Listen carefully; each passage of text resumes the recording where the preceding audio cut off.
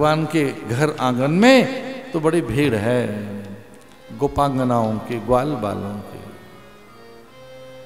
अनेक सिद्ध मुनि ज्ञानी सन्यासियों का झुंड बनाकर भगवान के आंगन में, अनेक ब्रह्मज्ञानी ब्राह्मणों का झुंड बनाकर, सिद्ध मुनि गिरिकंदराओं में रहने वाले अनेक तपहपूत सन्यासी, याचक, भिक्षुक, आगंतुक, अतिथि, अभ्यागत बनकर, अपने बनकर, और ऐसे ही एक बड़ा झुंड उनके यहाँ।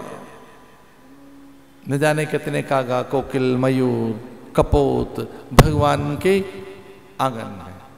यशोदा बड़ी चकित है अपने पति से और नंद बाबा से कहती है कि देखो लाला के बाबा, इतने मयूर, इतने मरकट और इस तरह कोकिल, काका, इस तरह के पंछी और ऐसी चिड़िया हमने कभी नहीं देखी। क्या हमारे इतने कपोत कभी आए, कागा, इतनी कोकिल, इतने मयूर आंगन में नाचने के लिए, इतने बंदर कभी नहीं। तो उन्होंने धीरे से कान में कहा कि ये सब अपने लाला का प्रभाव है, ये सब इनका प्रभाव है। तो एक इसका अर्थ ये भी लगाइए, अचानक विद्या विभूति आ जाए, जीवन में कुछ विलक्षणता आ जाए, विस्मयकारी प्रवृत्तियां आपकी बन जाएं, और धन आ जाए, प्रसिद्धि आ जाए, आपके जीवन में यश और मान सर्वत्र बिखरने लगे, तो वो आपका नहीं है, वो भगवान की विभूति है। फिर भगवान आ गए जीवन में।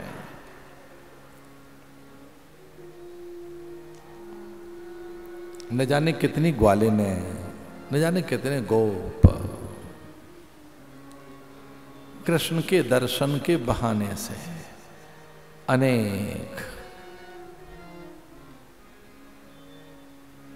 एक कोई आती है और कान्हा के मस्तक पर चुम्बन जड़कर कहती है, ये विलक्षण है, अनुपम है, उदात्त है, अद्भुत है, ये अकल्पनीय है, ऐसे ऐसे रूप की कल्पना नहीं की जा सकती, ये विस्मय है, धरा का ये आश्चर्य है।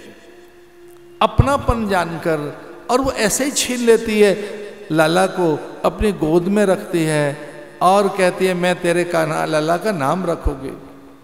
सब बहुत आनंदित हैं, प्रहर्षित हैं, भगवान सबके हैं, सबका नेह स्नेह, अपनापन, सबके मन में प्रीति, उस जैसा प्रणयन, एक जैसा, इसलिए किसी को आपत्ति नहीं। नंद भी आनंदित है, यशोदा भी सह समर्पित हो गई। हाँ, अब अपरिचित ग्वालिन, न जान न पहचान, न कुल न गोत्र वंश न परंपरा, कभी पहचानी नहीं, देखी नहीं, और ऐसे ही घर में एक अचानक मेहमान आकर और किस तरह से एक अधिकार रखता है कि मैं नाम रखूंगी। और कृष्ण को देखकर वो कहती है ये चित्त चोर है, क्योंकि इससे मेरा चित्त चला गया, अब चित्त नहीं रहा है। और योगी जो चाहते थे वो यही तो है, चित्त वृत्ति का निरोध ही तो योगी चाहते हैं। चित्त में वृत्तियां न रहें, मन की मूढ़ता न रहे, चित्त की विक्षिप्तता चली जाए, चित्त में एकाग्रता के बाद समाधि घटित हो, चित्त और मन रह न जाए, यही तो साधना का परिणाम है। इसलिए हिमालय से निकल कर आए एक सिद्ध ने ग्वालिन का वेश बनाकर और लाला का नाम रख दिया, ये कह करके चित्त चोर है।